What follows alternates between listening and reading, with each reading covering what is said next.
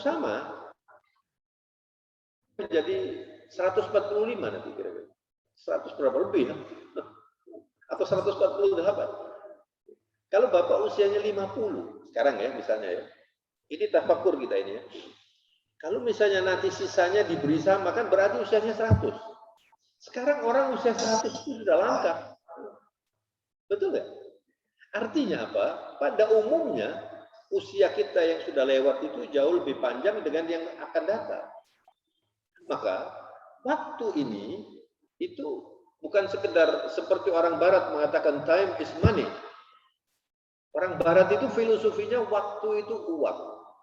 Dengan itu mereka sukses loh. Urusan dunianya kan sukses mereka. Kita kurang menghargai waktu.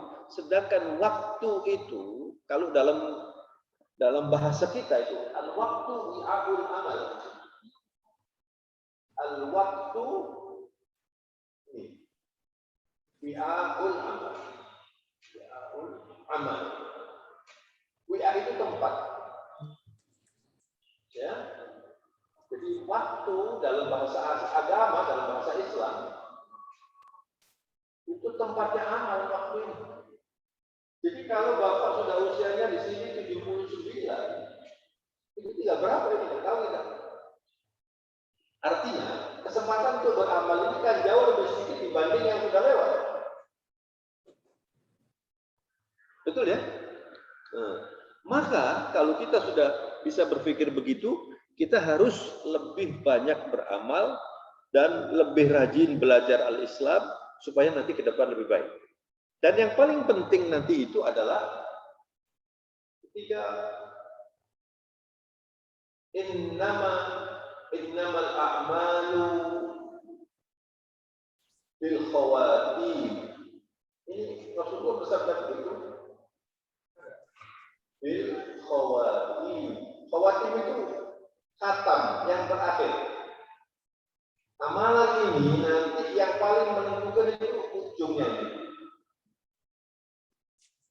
Artinya kita harus berusaha untuk mendapat husnul khotimah. Khawatim itu ending yang terakhir. Jadi kalau misalnya ada orang baik dia sejak muda baik sampai tua, tapi kemudian terakhirnya tidak baik, bisa terjadi. Lalu tidak mendapat husnul khotimah. Na'udzubillah min dzalik. Sebaliknya, ada orang yang tidak baik. Sholatnya jarang-jarang, suka bermaksiat. Kemudian pada waktu akan berakhir, dia bertobat dan tobatnya diterima, lalu mendapat husnul khotimah. Jadi kajian kita pagi hari ini adalah menggapai husnul khotimah. Kita harus banyak berdoa. Allahumma rzuqna tauba qabla al-maut warzuqna husnul khatimah indal maut warzuqna rahmatan wa maghfiratan ba'dal maut. Ya Allah, berilah saya rizki husnul khatimah, taubat sebelum wafat. Dan ketika wafat, berilah saya husnul khatimah. Sesudah wafat, berilah saya rahmat dan maghfirah. Allahu Akbar. Makanya saudara banyak berdoa, ya, dan manfaatkan waktu pagi. Kalau bapak yang sudah sepuh biasanya kalau habis subuh banyak orang yang istirahat, ya. Kalau bapak bisa tidak istirahat sesudah subuh, itu untung luar biasa. Apalagi yang muda-muda. Jadi jangan membuat kebiasaan yang merugi. Orang yang punya kebiasaan jelek itu sulit dirubah. Membangun kebiasaan baik juga tidak gampang. Tapi kalau Anda punya kebiasaan yang tidak baik, harus diusahakan dirubah. Walaupun sulit. Kalau sudah berubah nanti menjadi mudah. Rasulullah itu berdoa untuk kita agar Allah memberkahi waktu paginya. Kata beliau, Allahumma barik li ummati fi bukuriha. Itu doanya Nabi, ya Allah, berkahilah umatku pada waktu paginya. Jadi jangan dipakai tidur.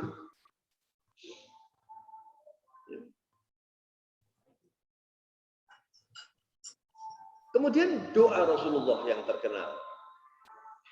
Rasulullah kalau salat subuh itu berdoa minta 3 hal. Dan doa ini saya kira mungkin bapak-bapak sudah mengenal, ya, tapi saya akan tuliskan di sini supaya dipraktekkan, ditiru. Rasulullah ini semua yang dikerjakan oleh beliau itu seharusnya kita tiru karena itu contoh yang terbaik. Allahumma inni as'aluka. Ini artinya, ya Allah, saya mohon. Apa yang diminta oleh Rasulullah? 3 hal. Ini Pak. Yang pertama, ilman nafi'ah. Ilman nafi'ah. Ilmu yang bermanfaat. Waktu kita itu sedikit.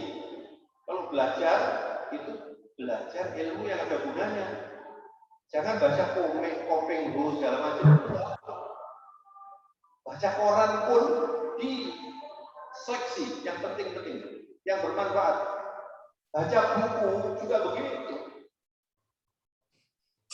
Untuk apa? Baca buku yang ilmu yang tidak ada manfaatnya. Apa kebutuhan saya, Anda ini? Itu. Kalau misalnya Anda tahu bisnis, baca buku urusan bisnis, manfaat. Anda belum bisa olahraga, baca buku tentang olahraga, manfaat. Tapi yang lebih penting lagi, Anda ingin masuk surga, kan? Jadi cuci. Anda masuk surga. Itu manfaat.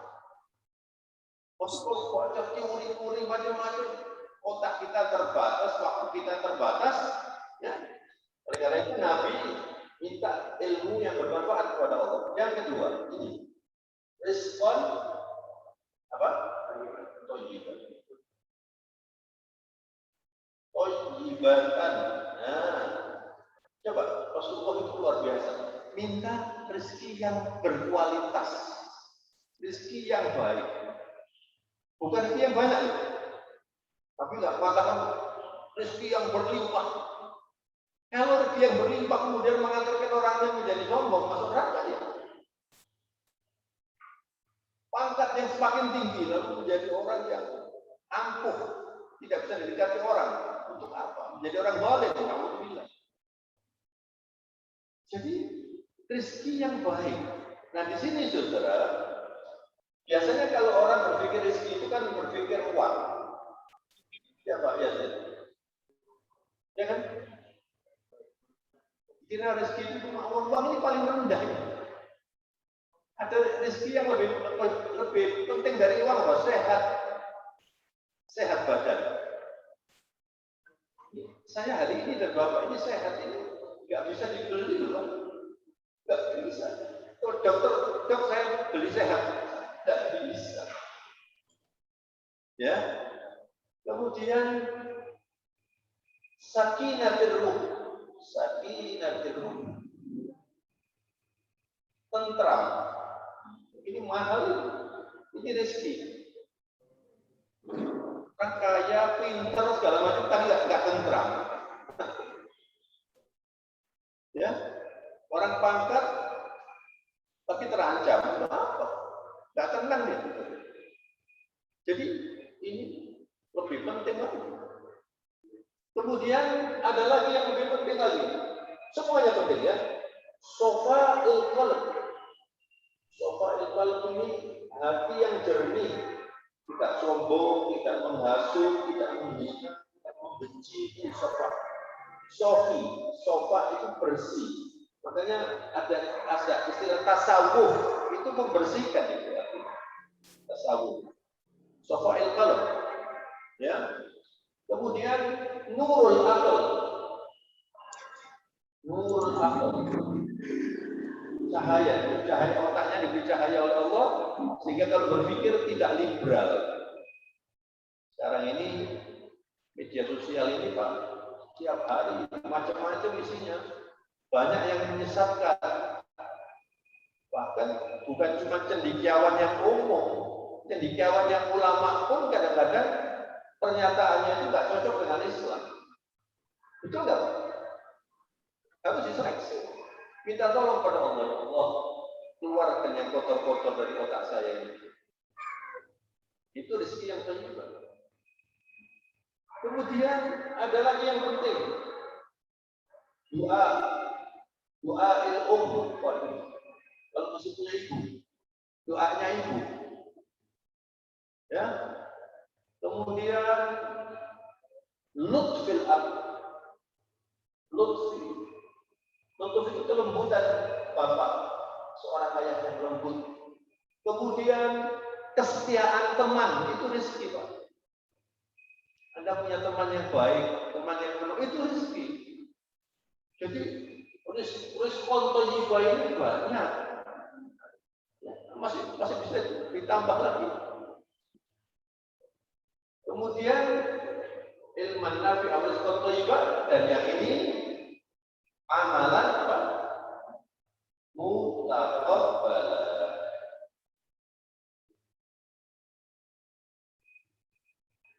Amalan mutaqabbal. Hari ini kita belajar ini zikir. Zikir itu ibadah. Jangan sampai tidak diterima oleh Allah. Wah, apa? Sampai kerja. Kalau Anda tidak mengarahkan kerja itu untuk ibadah, rugi. Ngurusi masjid misalnya, ya, itu ibadah yang tinggi. Kalau nggak diterima oleh Allah, untuk apa? Jadi semua yang diterima itu adalah yang ikhlas dan sesuai dengan yang diajarkan oleh Rasulullah SAW. Saya beri contoh yang gampang saja. Saya dan Bapak sekarang ini belajar. Bapak mendengarkan di sini. Ini amal soleh apa enggak? Coba dijawab. Amal soleh kan? Iya. Dapat pahala apa enggak? Insya Allah dapat. Kalau niatnya benar. Kalau hadir di sini untuk memata-matai, sopoi sing teko itu. Ini ustadznya ini dari golongan apa ini? Misalnya, enggak dapat pahala, malah dapat dosa. Jangankan kok ini, Anda haji tiap tahun. Niatnya untuk apa Anda haji? Kalau Anda haji supaya populer, supaya ada orang pulang dari haji, cerita jamaah haji ini ya. Orang ini suka haji, berkali-kali haji. Terus waktu ada tamu, bilang sama anaknya, coba ambilkan sajadah, sajadah. Yang baru. Terus ngambil anaknya, bukan ini, sajadah yang saya beli 2 tahun yang lalu, waktu Bapak haji 2 tahun yang lalu. Supaya orang tahu dia ini sudah beberapa kali haji. Itu namanya riya itu. Makanya kalau kita tidak berjuang, Pak, untuk bisa membuat kita ini sukses, tidak bisa, apalagi husnul khotimah. Maka kemarin saya di WA oleh seorang, lalu minta tolong kepada saya, tolong Pak dikasih kiat-kiatnya supaya bisa husnul khotimah gitu.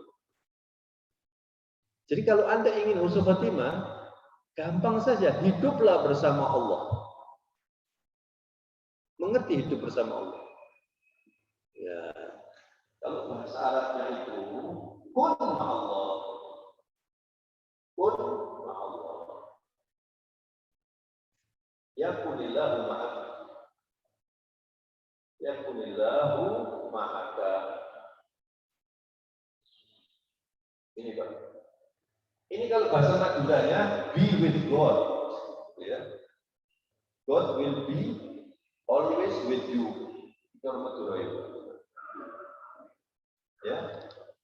Jadi hiduplah bersama Allah, Allah akan mendampingi Anda.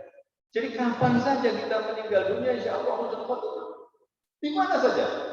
Pada waktu Anda sendiri, pada waktu Anda duduk, pada waktu bepergian, pada waktu di masjid, selalu ingat Allah. Makanya Rasulullah itu banyak berzikir dan mengajarkan supaya kita juga banyak berzikir. Oleh karena itu, saudara, orang cerdas itu tidak selalu pandai. Aneh ya. Kalau bahasa para ulama itu mengatakan laisa kullu dzakiyyin biaqil. Tidak semua orang cerdas itu akil. Akil itu bisa menggunakan otaknya. Aqala itu artinya mengikat. Sampai kalau pernah ke haji kan banyak di Mekah itu orang pakai serban lalu dikasih ikat gini ya. Namanya iqal. Itu dari kata aqala. Kenapa otak itu kok disebut al-aql? Yang otak itu yang memegang kita. Jadi kalau mau berbuat yang tidak baik, otaknya mengatakan jangan. Itu namanya aqala. Ya'qil. Makanya dalam Al-Quran banyak afala ta'qilun, afala tatafakkarun, liulil nuha. Ini semuanya adalah urusan otak. Maksudnya, kalau orang itu otaknya bright, cerdas, tapi tidak bisa mengendalikan dirinya, bodoh. Ini yang disebut dalam Al-Quran ulul albab. Ulul albab itu orang yang menggunakan otaknya dengan baik. Contohnya gampang itu begini, Pak. Ada orang hebat dalam urusan katakan kedokteran. Hebat, pandai dia, jadi guru besar, sudah pokoknya terkenal di dunia ya. Tapi nggak pernah ke masjid, sholatnya ala kadarnya, misalnya nggak pernah berzikir, mengandalkan apa namanya ilmunya saja. Apalagi kalau disombongkan ilmunya, itu tidak akil namanya, cuma cerdas. Sudah jelas, Pak? Jadi kita ini harus menjadi uqala, menjadi orang-orang yang bisa berpikir dengan baik dan benar. Nah, saudara-saudara, kalau membaca Quran coba dibuka surat Al-Hasyr. Surat Al-Hasyr ayat 18 sampai 20. Ini adalah seruan Allah untuk mengantarkan kita bervisi yang islami. Di dalam bisnis itu kan istilah visi dan misi, ya kan? Kita ini harus punya visi yang benar. Kalau di dunia bisnis, di dunia training, untuk memajukan bisnisnya harus ada visi. Apa tujuannya ini apa? Sekolah juga begitu, harus ada visi. Nah, kemudian ada misi. Visinya bagaimana? Visinya bagaimana? Visi itu yang misalnya begini, sekolah ini apa visinya? Menelurkan atau menghasilkan lulusan yang bertakwa. Misalnya begitu, itu visi. Nah, sekarang kita harus punya visi dalam hidup ini. Di dalam surat Al-Hasyr ayat 18, Allah memanggil orang-orang yang beriman. Ya, ini sering saya baca kalau saya jadi imam sholat Jumat. A'udzubillahi minasyaitonirrajim. Ya ayyuhalladzina amanu taqullaha wal tandur nafsum ma qaddamat lighadin wattaqullah. Innallaha khabirum bima ta'malun. Hai orang-orang yang beriman, bertakwalah. Jadi orang-orang yang beriman ini diperintahkan untuk bertakwa karena tidak mungkin orang bertakwa tanpa modal iman. Iman itu harus lekat dengan amal soleh. Iman ditambah amal soleh akan memproduksi takwa nanti.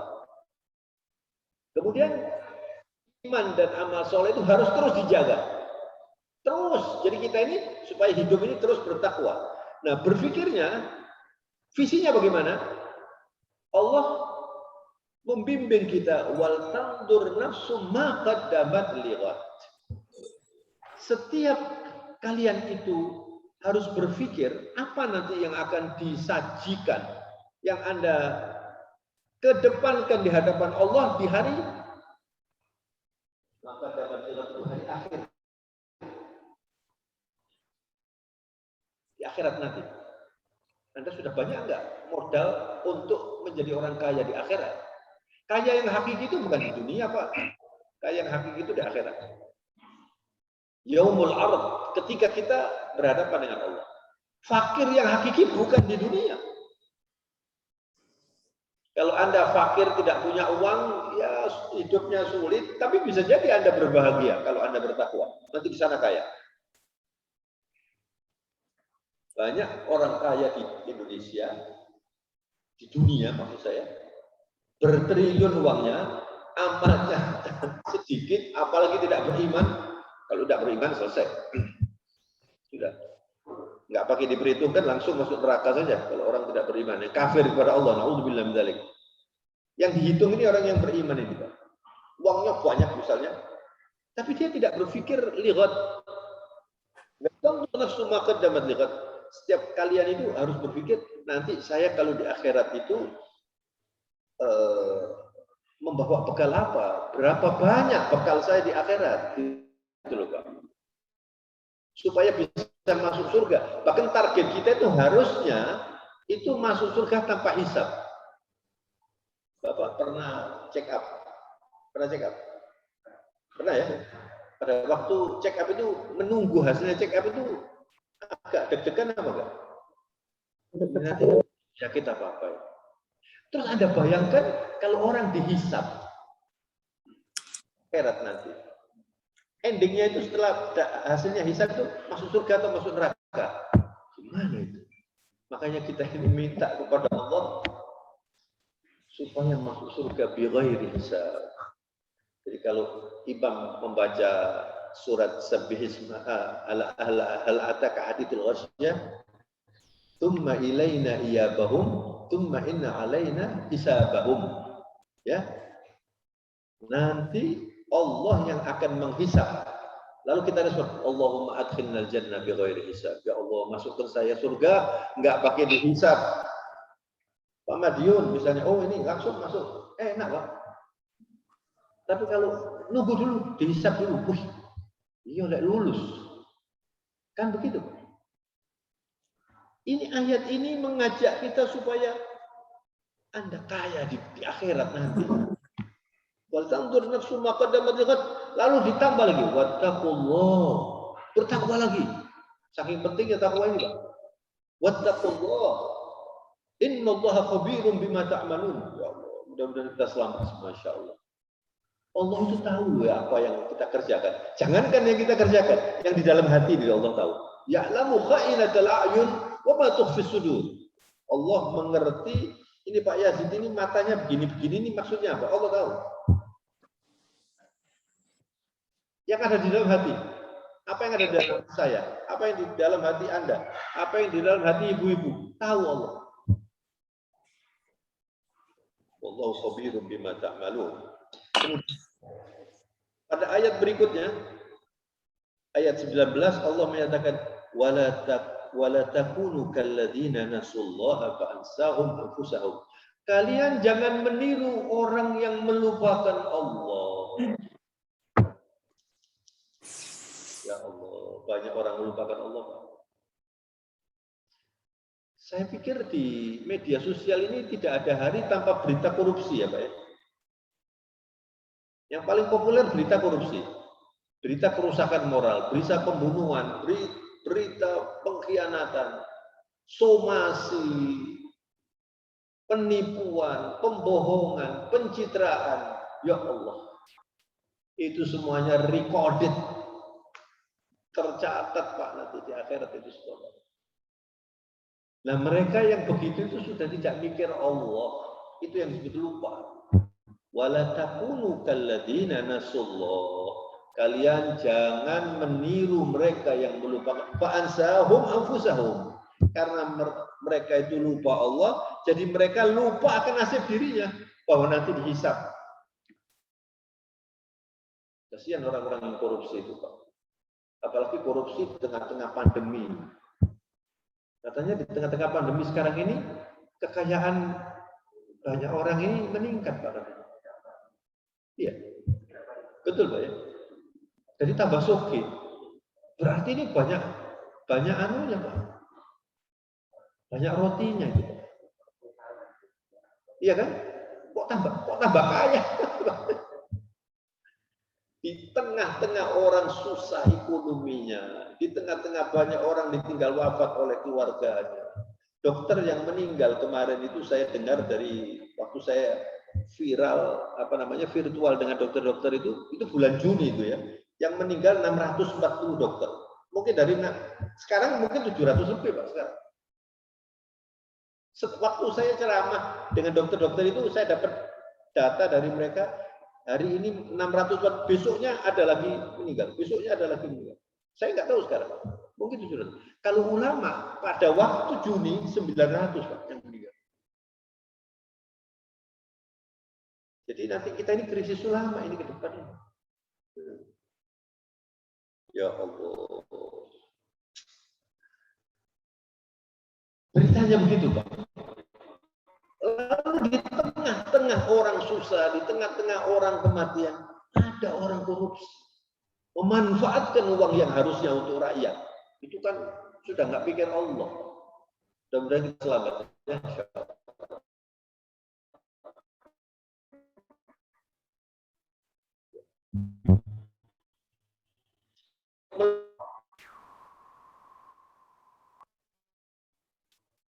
Nasib dirinya nggak dipikir. Pokoknya yang penting saya harus menang.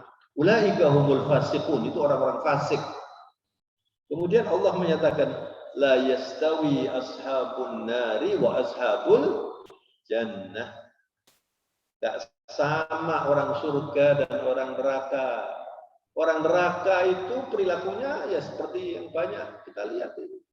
Suka bohong, suka memfitnah, suka mengambil haknya orang, suka makan riba, suka makan haram, macam-macam. Kalau orang surga sukses. La yastawi ashabun nari wa ashabul jannah. Ashabul jannati humul faizun. Ya Allah, mudah-mudahan kita semua yang termasuk yang sukses.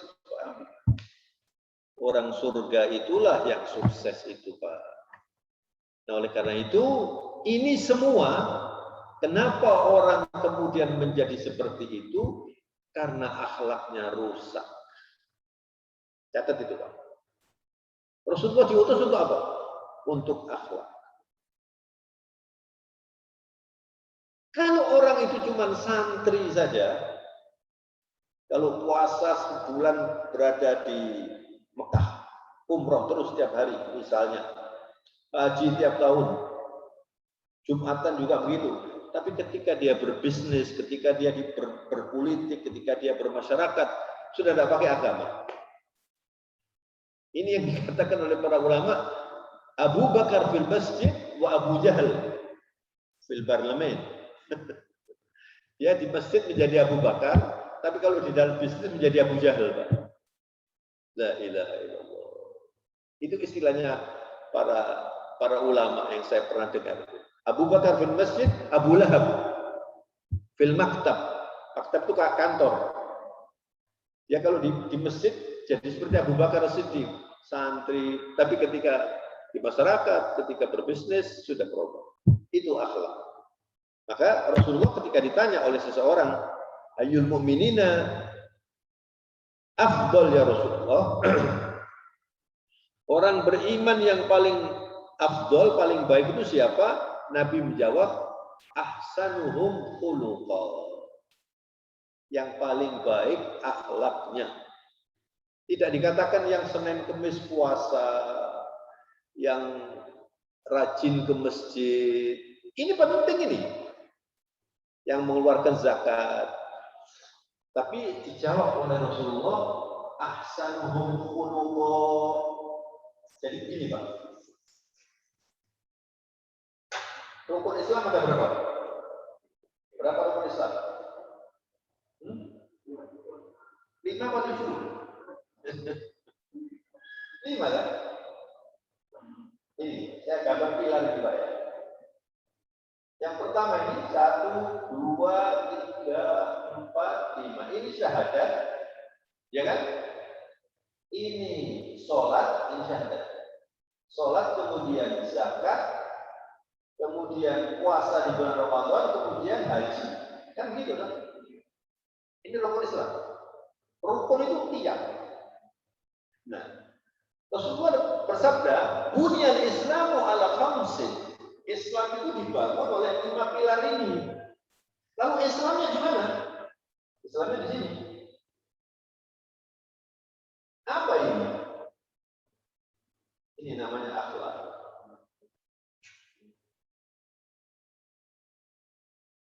Sehingga Rasulullah mengatakan innama bu'ithu liutammima makarimal akhlak. Saya diutus ya untuk akhlak ini. Tapi kita tidak bisa membangun akhlak kalau ini tidak dibangun. Jadi sholat untuk memperbaiki akhlak, zakat untuk memperbaiki akhlak. Apa ini?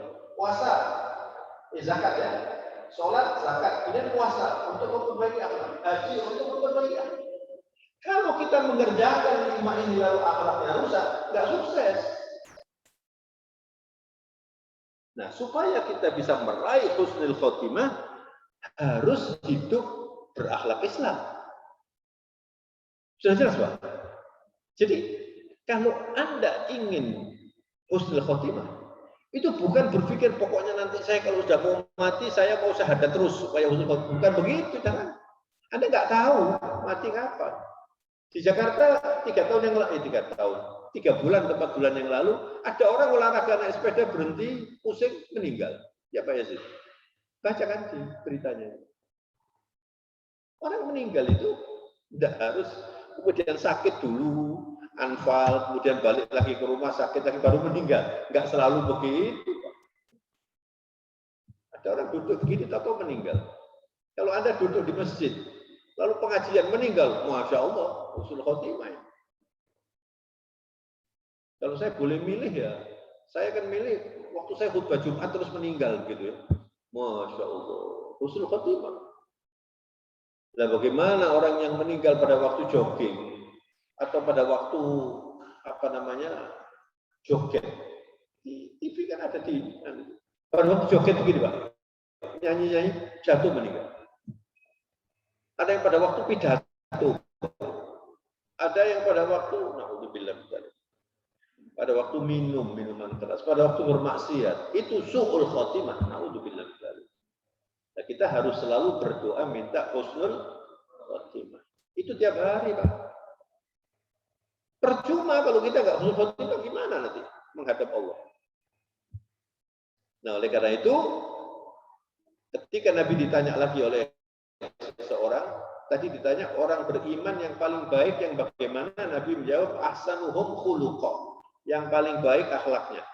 Tapi pertanyaan yang kedua, ayyul mu'minina aqyas ya Rasulullah, orang beriman yang paling pandai yang bagaimana?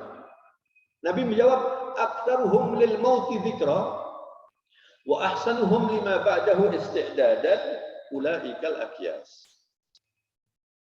Orang yang paling pandai, yang paling akil, yang bisa menggunakan otaknya dengan baik, adalah orang yang paling banyak menyebut kematian. Sering berpikir tentang kematian. Ini kalau nggak diprogramkan nggak bisa loh Pak. Bapak kalau saya tanya, menjawab enggak? Mau menjawab? Satu hari ingat mati berapa kali? Tidak pernah mikir. Pak Yazid, satu hari mikir mati berapa kali? Hah? Pak Majid, tak pernah mikir mati setiap hari. Berapa kali kira-kira? Tidak ngitung ya. Ya.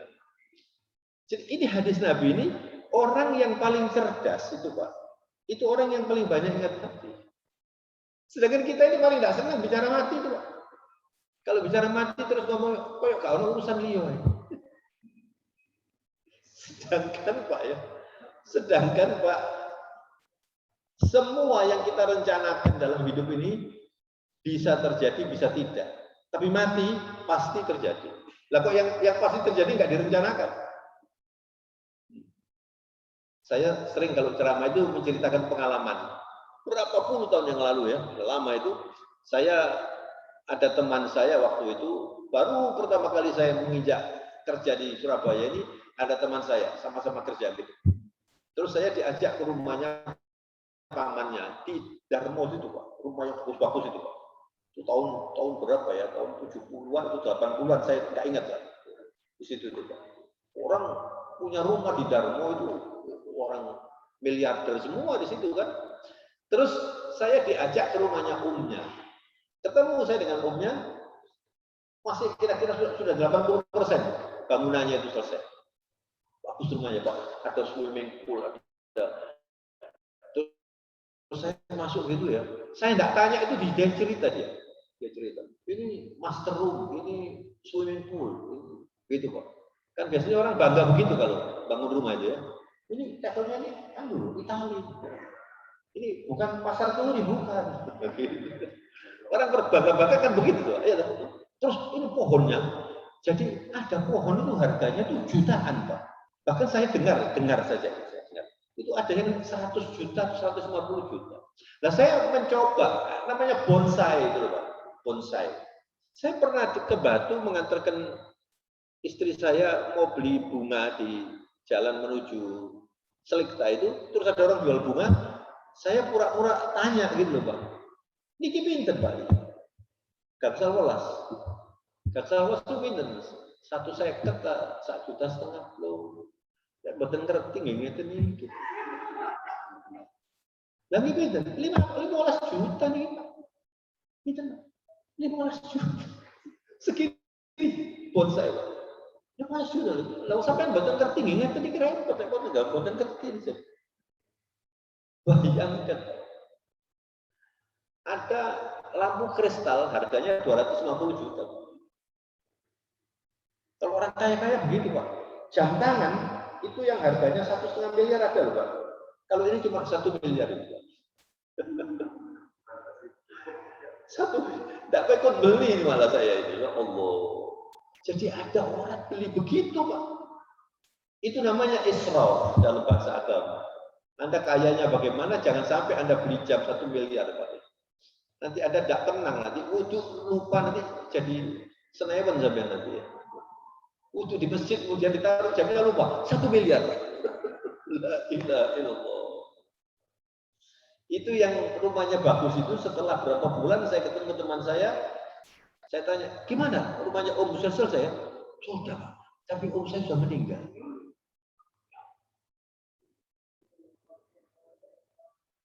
Bagaimana Pak? Itu dunia.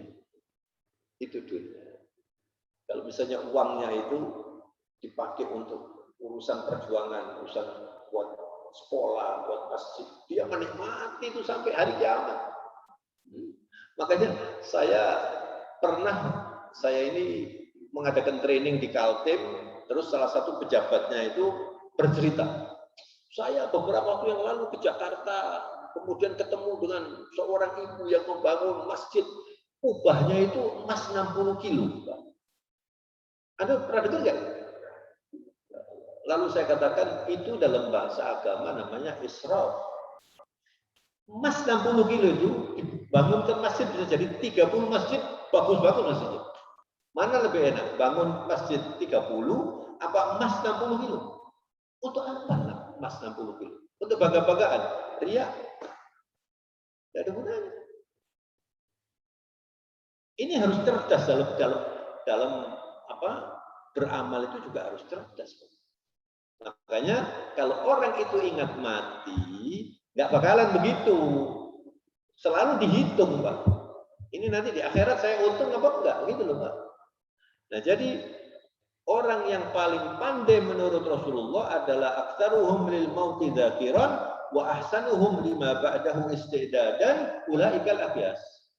Adalah orang yang paling sering ingat mati dan paling pandai di dalam mengumpulkan bekal ke akhirat. Gitu loh, Pak. Saya kasih contoh lagi ya. Misalnya Anda punya uang 1 juta. Punya uang 1 juta. Kalau Anda itu berpikir akhirat, Anda berpikir uang 1 juta ini bagaimana supaya saya bisa kaya di akhirat.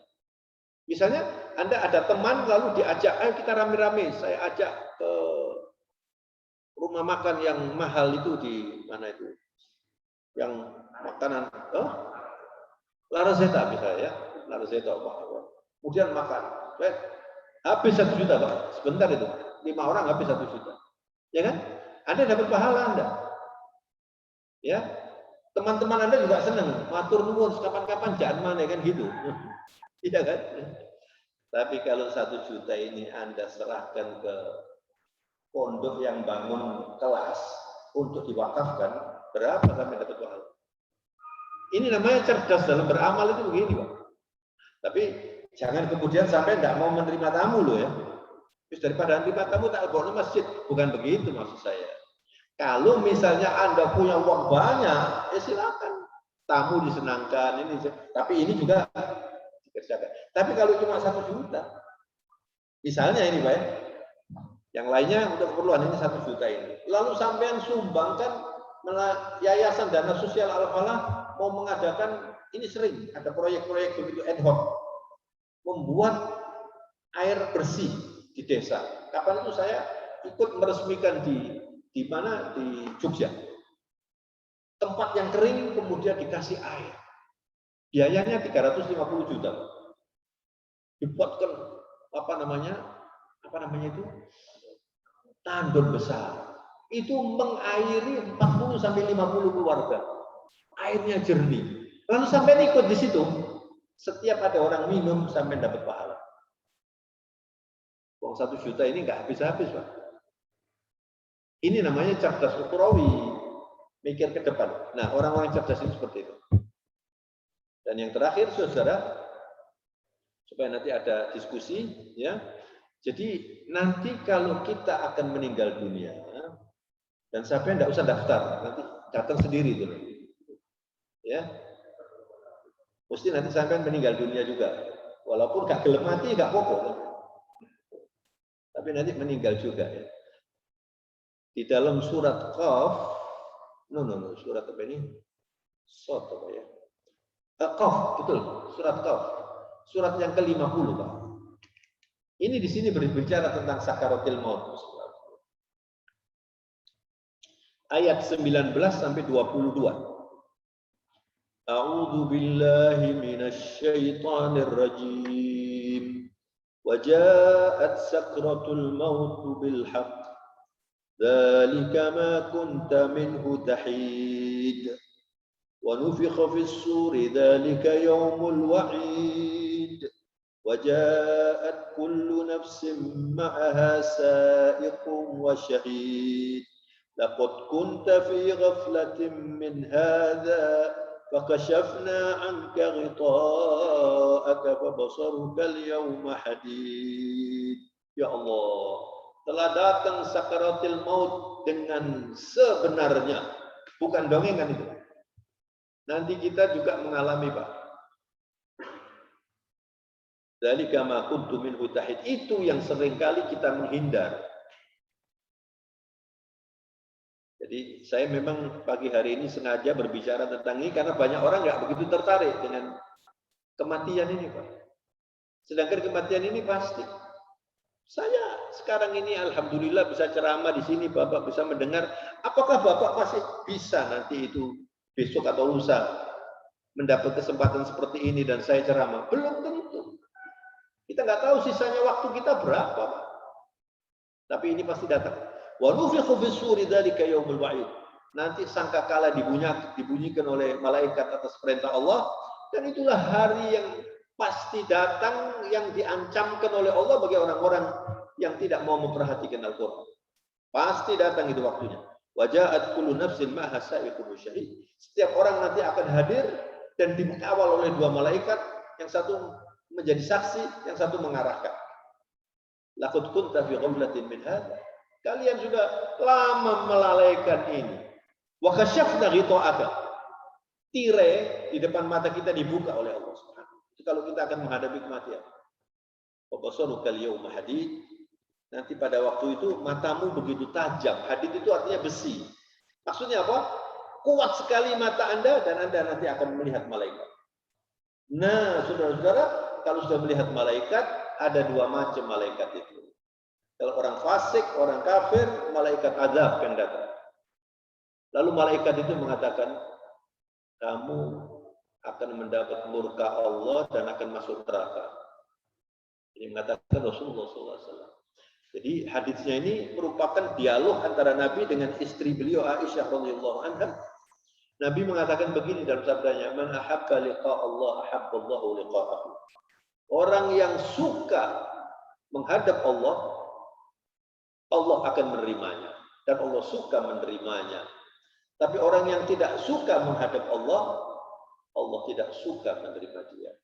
Sekarang pertanyaannya, Bapak suka nggak menghadap Allah? Wani ngomong nggak suka.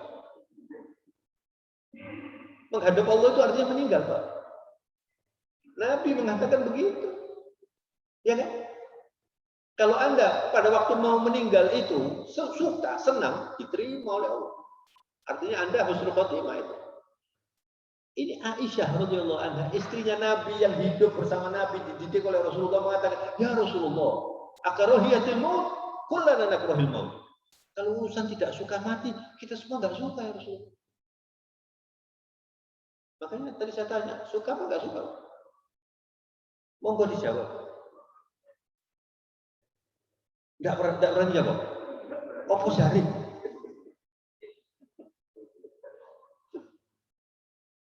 Ya Allah. Nah sekarang bagaimana yang husnul khotimah itu Pak? Ini hadisnya. Pada waktu Aisyah mengatakan, ya Rasulullah, kalau urusan mati kita semuanya nggak suka. Kita maunya yang hidup aja Pak. Terus kok nggak mati? Bayangkan kalau mbahnya Pak Madiun ini yang mbah buyut masih hidup. Apa nggak repot Pak? Ya kan? Bapaknya Pak Yazid baru meninggal dunia. Bapak saya meninggal tahun 95. Mbah saya, mbahnya Bapak, misalnya tidak meninggal. Dan repotin urusan ini. Iya kan? Sudah tua. Jadi mati ini keniscayaan. Mati ini pasti. Bahkan mati itu kebutuhan. Kita hidup ini untuk apa? Untuk persiapan mati. Itu kalau cerdas. Lalu kata Nabi, enggak begitu Aisyah. Bukan soal takut atau enggak takut. Karena mati pasti datang itu. Lalu Nabi meluruskan. Al-mu'min idza busyira bi rahmatillah wa ridwanihi wa jannatihi ahabba liqa Allah. Orang beriman itu ketika mau meninggal dunia didatangi malaikat. Ini catat ya, sampai nanti didatangi malaikat yang jaga. Kalau misalnya sampai sudah sakit, yang jaga nggak lihat, sampai yang lihat. Malaikat ini namanya malaikatur rahmah. Lalu malaikat mengatakan, kamu nanti akan mendapat rahmat Allah.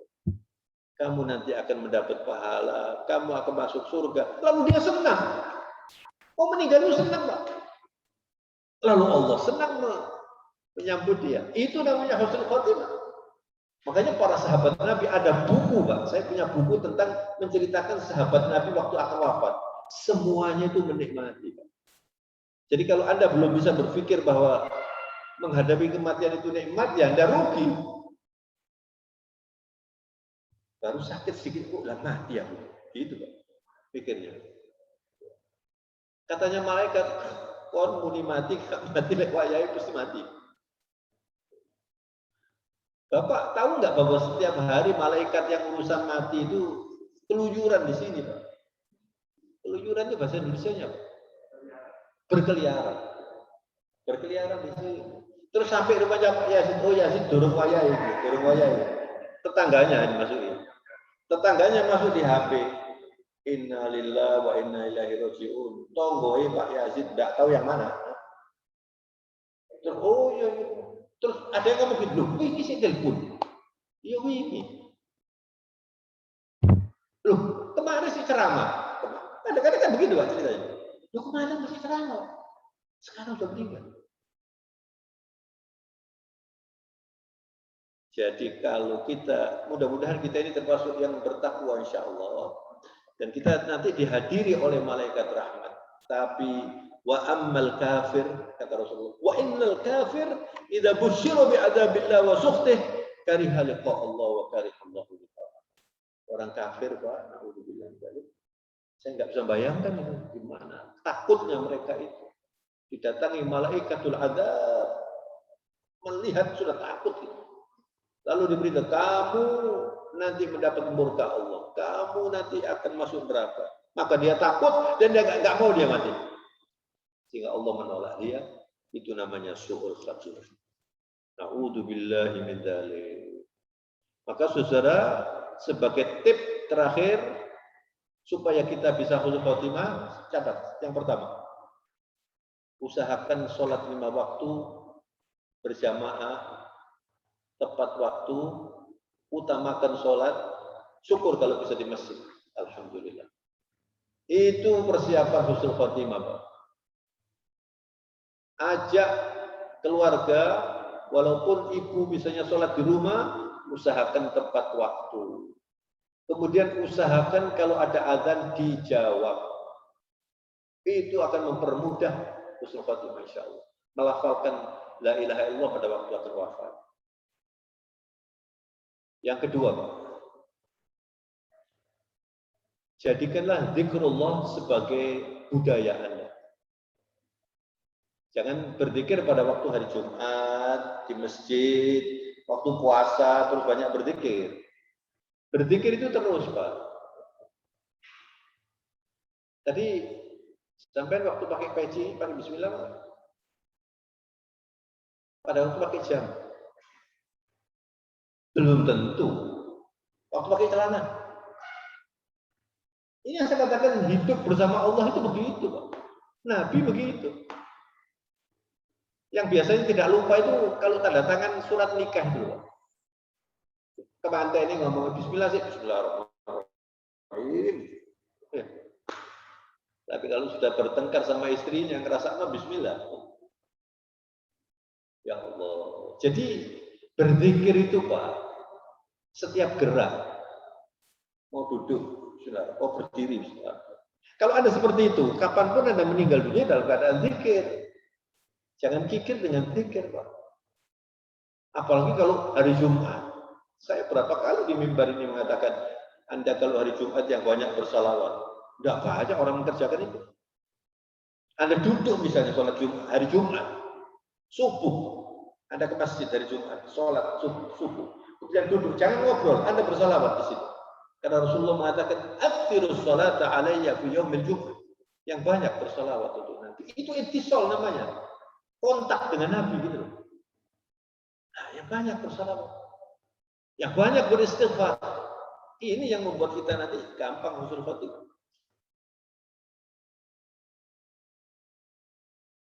Yang ketiga ya, Pak ya. Jangan pernah berhenti berdoa. Dan berdoanya itu serius, Pak. Jangan serius pada waktu kesusahan. Pada waktu susah. Makanya kan ini Allah memberi corona. Dan coronanya ini juga masih kerasan di sini. Ini supaya orang semakin kembali kepada Allah. Ada yang bertanya begini, Pak, kapan itu? Pak, ini gimana corona ini, Pak? Dungo-dungo kalau sing tembus. Ada orang tanya begitu, Pak. Kenapa, Pak, ya, Pak? Doanya ini? Saya kalau sholat Jumat selalu pakai kunut nazilah. Ya turun tembus itu. Karena Allah menghendaki kita lebih dekat dengan Allah. Jangan bosan berdoa. Alhamdulillah sampai nggak kena corona. Atau kalau kena sudah sembuh. Kan begitu kan? Banyak yang kena kemudian meninggal. Misterius itu. Ada yang 2 hari meninggal, Pak. Itu ada Bang Arif, seorang yang jadi apa namanya itu, yang suka tanya itu, seperti Rafli Harun itu kan ada yang Bang Arif itu. Saya kaget itu. Masih sehat, Pak, masih muda, pintar orangnya. Bang Arif namanya. Saya sering lihat itu. Tahu-tahu beritanya meninggal karena COVID. Jadi berdoa itu jangan menunggu susah, jangan menunggu sakit, jangan menunggu corona tiap hari. Setiap sholat berdoa yang banyak, bahkan di mobil misalnya berdoa, di mana-mana berzikir. Itu, Pak. Itu yang ketiga ya. Yang keempat, dekati Allah selalu dengan Quran. Artinya apa? Yang banyak baca Quran. Wah, saya nggak sempat. Sampai apa loh, Bu? Sing Quran ini. Qul huwallahu ahad. Bacaan itu pada waktu di mobil. Pada waktu senggang, nunggu orang. Pada waktu di bandara, pada waktu di terminal, pada waktu nunggu di restoran, makanannya belum dikirim. Sampai baca Quran. Sampai zikir. Subhanallah. Apalagi kalau sendiri. Saya kalau pergi sendiri malah lebih nyaman itu kadang-kadang ya, walaupun enak punya teman ya. Tapi kadang-kadang kalau sendiri, saya selalu bawa buku. Enak sudah nggak diganggu orang, baca buku. Jadi perjalanan ini semua diisi dengan zikir, diisi dengan doa. Masya Allah. Diisi dengan Quran.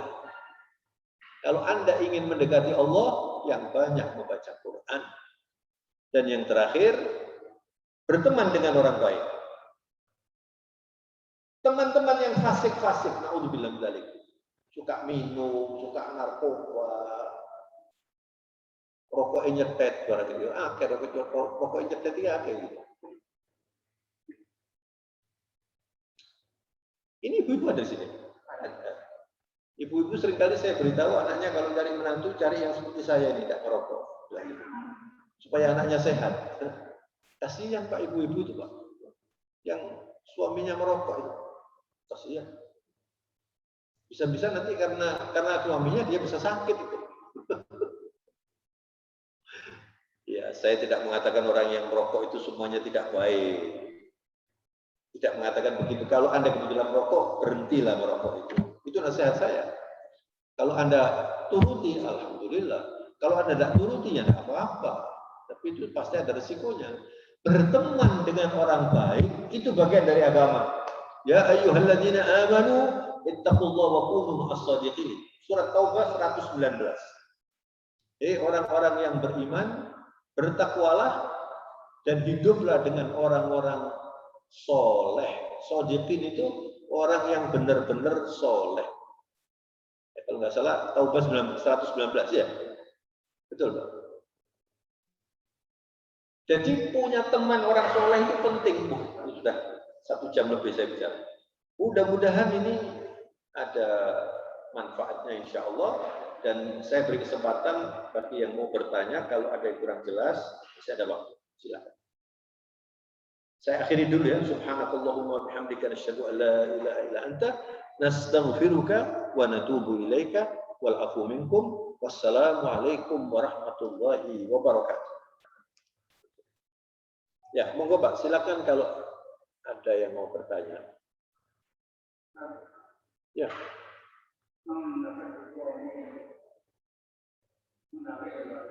Kenapa?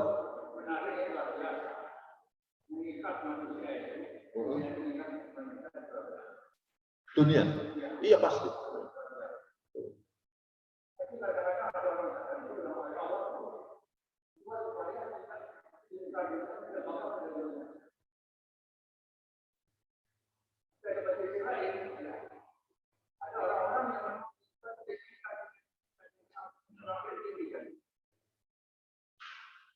Terus pertanyaannya apa?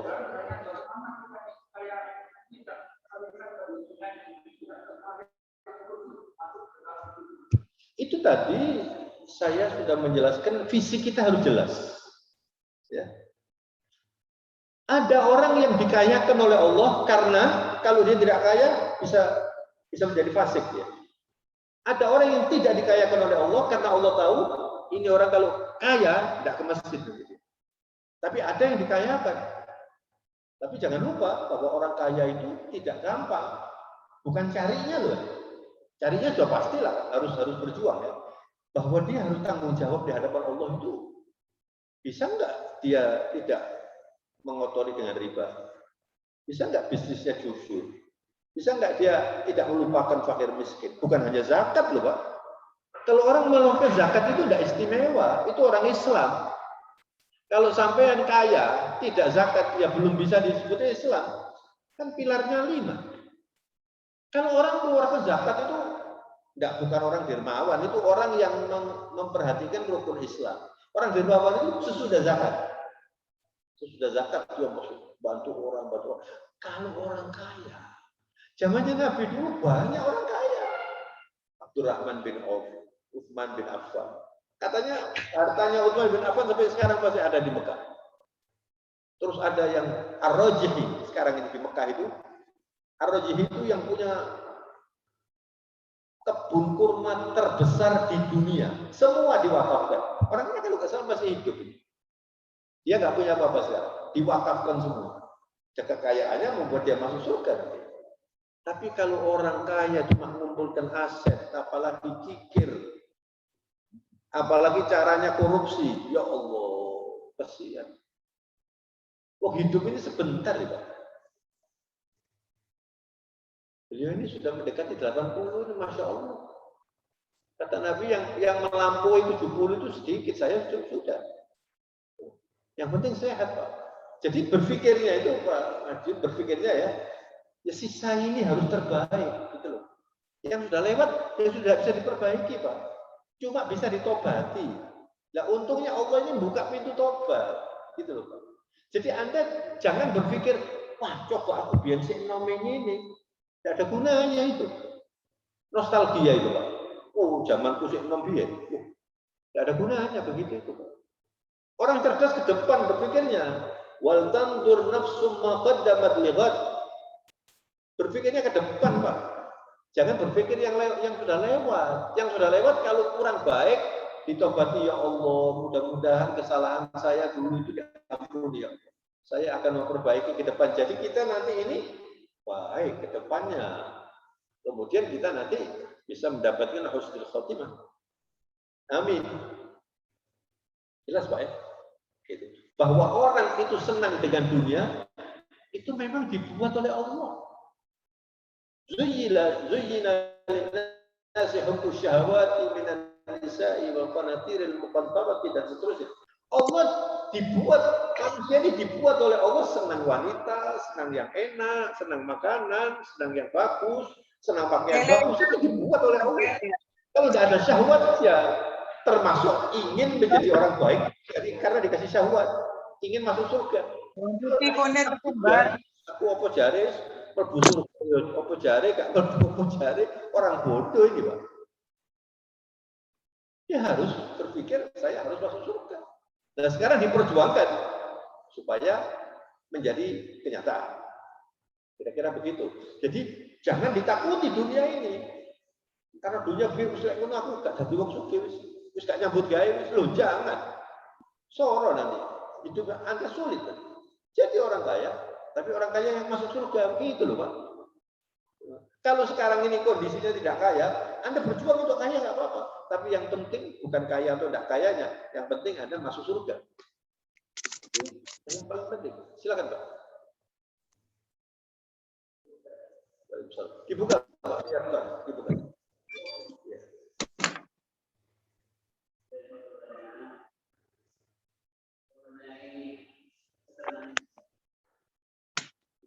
Kurang keras, Pak. Ada ya. Oh ya.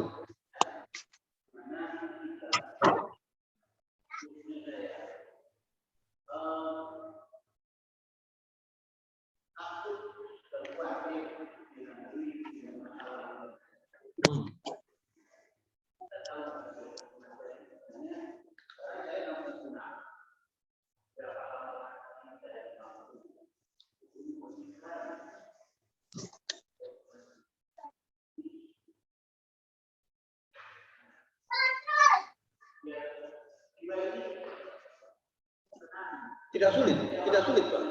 Tidak sulit. Kuncinya satu saja, Pak. Kuncinya satu. Bapak yang banyak istighfar. Kalau sudah istighfar, nggak usah khawatir masa lalu yang kelam. Istighfar. Kalau Anda bisa istighfar banyak, Masya Allah. Dengan istighfar itu stres hilang. Dengan istighfar kesempitan dilapangkan. Dengan istighfar rezeki dimudahkan. Dan rezeki itu seperti saya jelaskan tadi, bukan hanya uang loh, Pak. Waktu istighfar hewan lah, duit titik terus ini. Bukan cuma uang itu paling sedikit. Anda dikasih anak soleh itu rezeki. Anda diridhoi Allah itu puncak dari rezeki. Tidak ada gunanya Anda punya anak 10 tapi tidak soleh. Itu apa? Uang itu ada rezeki yang paling rendah. Yang lebih tinggi lagi, anak yang soleh, istri yang solehah. Itu rezeki, Pak. Kemudian hati yang tentram. Nah, kalau Anda kurang tentram, berarti zikirnya kurang. Lah, wis kurang, berarti kurang, Pak. Loh, Saya sudah zikir 100 kok masih gini ya. Berarti ya perlu 200. 200 kok kurang? Ya 500. Tambah banyak, tambah baik. Gitu loh, Pak. Zikir itu kan, istighfar itu kan membersihkan. Mungkin seperti tekel ini ya. Kalau kotorannya biasa kan disiram hilang, Pak. Tapi kalau kotorannya ini yang lekat-lekat itu kan dikosek, dikasih obat, itu istighfar. Istighfar. Kalau Anda itu hidup dengan istighfar, terjamin aman. Yang menjamin ini bukan kita, Allah melalui Nabi. Jadi masa lalu yang tidak baik itu selesai dengan istighfar. Sekarang Bapak evaluasi sendiri saja. Saya setiap hari berapa istighfarnya? Ya. Dan istighfar yang paling baik itu adalah sebelum subuh itu. Wabil ashari hum yastaghfirun. Pada waktu sahur mereka orang-orang soleh itu beristighfar. Jadi biasakan Anda kalau mau ke masjid subuh, misalnya subuhnya jam 4, Anda bangun jam 3. Kemudian sholat, baca Quran, istighfar. Walaupun baca Qurannya sedikit, istighfar, sholat istighfar. Kalau Jumat yang banyak sholawat. Tapi hari-hari lain juga banyak sholawat. Cuma kalau Jumat itu istimewa sholawat. Itu digarisbawahi oleh Rasulullah. Aktirus sholata alaiya yaumul Jumat. Ini banyak orang tidak mengerjakan. Makanya saya populerkan ini, Pak. Saya seringkali di mimbar Jumat itu mengingatkan itu. Ini perintah Nabi. Mudah-mudahan bisa terjawab itu. Silakan. Ya, Pak Yazid. Oh, tambah lagi ya, monggo.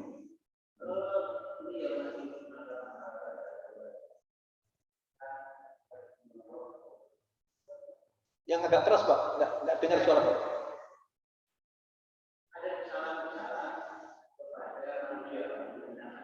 Oh iya.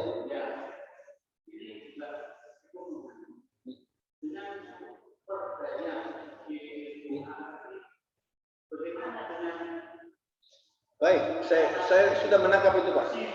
Sudah menangkap. Kalau orang-orang yang Bapak merasa salah dengan mereka itu sudah wafat, ya, Bapak sodakoh untuk mereka. Saya niatkan sodakoh mudah-mudahan ini. Kalau ada anak-anaknya diberitahu, ya, ini saya dulu ada masalah dengan Bapak Anda. Makanya kita ini kan disuruh silaturahmi, Pak ya.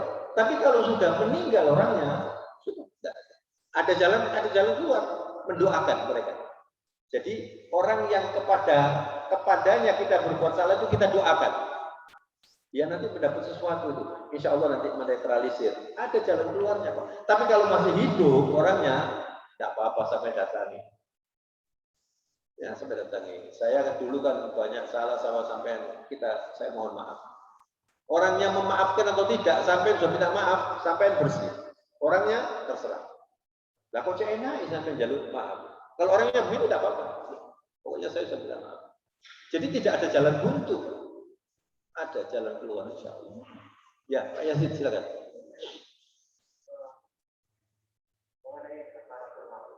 Ya, juga.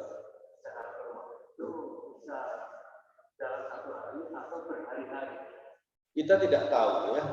Jadi misalnya ada orang koma sampai 7 tahun. Ya berarti belum sakaratul maut.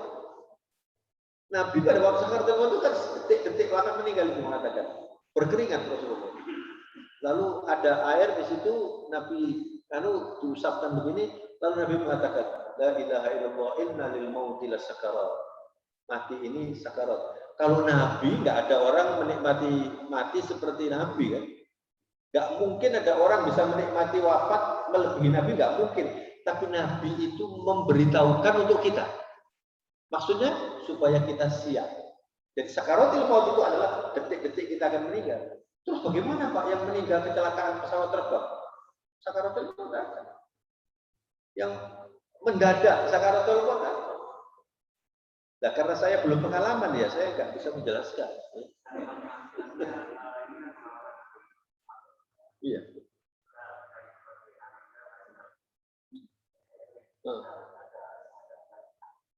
Apa? Oh, talqin ya.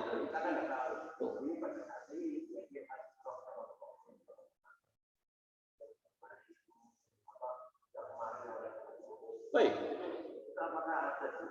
Jadi Nabi mengatakan laqinu mautakum la ilaha illallah. Kalau kita menghadapi orang tua atau saudara atau teman sakit sudah keras, kira-kira ini mau wafat, nggak apa-apa ditalqini la ilaha illallah. La ilaha illallah. Itu aja, Pak. Oh, masih belum meninggal, ya besok lagi. Masih belum meninggal, besok lagi. Masih belum, besok lagi. Kita kan nggak tahu tinggalnya kapan. Ya. Kalau dia masih sudah nggak sadar, ya sebanyak mungkin. Dan orang yang koma itu, dia kan masih mendengar, cuma tidak bisa ngomong. Jadi walaupun dia tidak mengucapkan, kalau kita talqin la ilaha illallah, dia ikuti. Insya Allah matinya belum mati. Begitu ya. Jelas sudah Pak, jelas.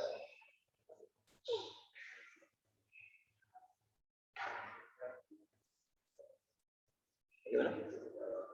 Bagaimana? Tidak dengar? Oh, di Zoom. Ya. Siapa yang mau bacakan? Silakan. Ya nggak bisa saya baca. Kalau ada yang bisa bacakan silakan. Barangkali ada pertanyaan melalui Zoom. Ya biasanya ada yang lewat Zoom. Hah?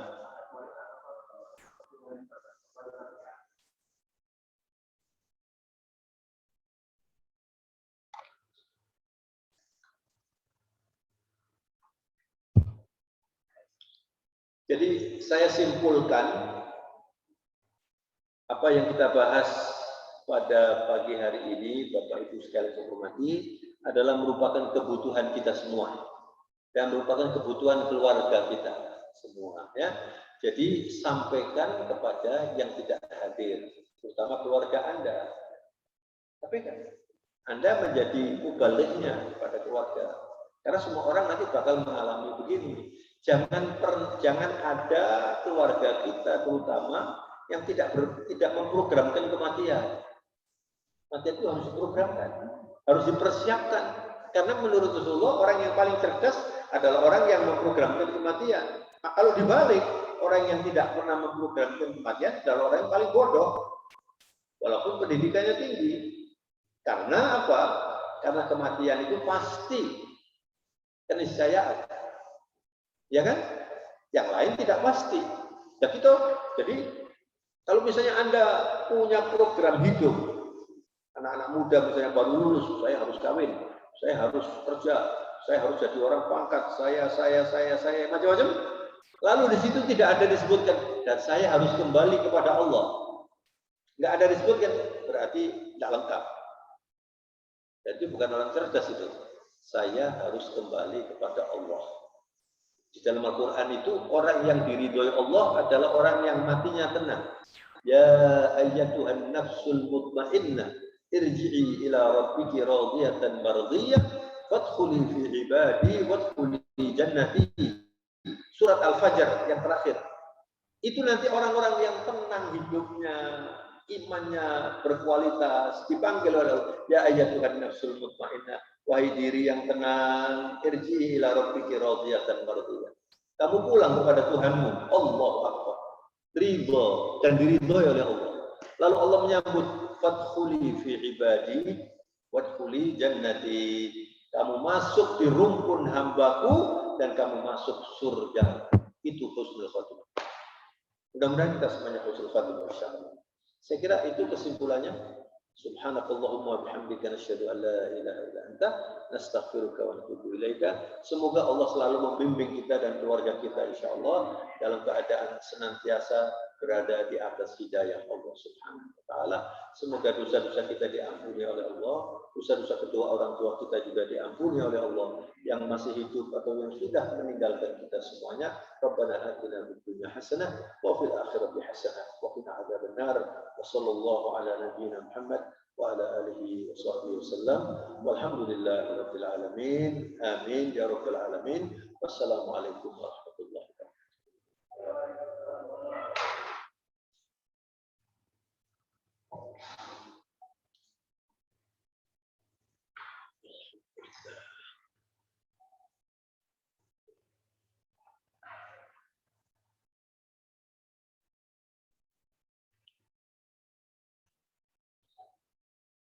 4 ini, setengah 9 selesai.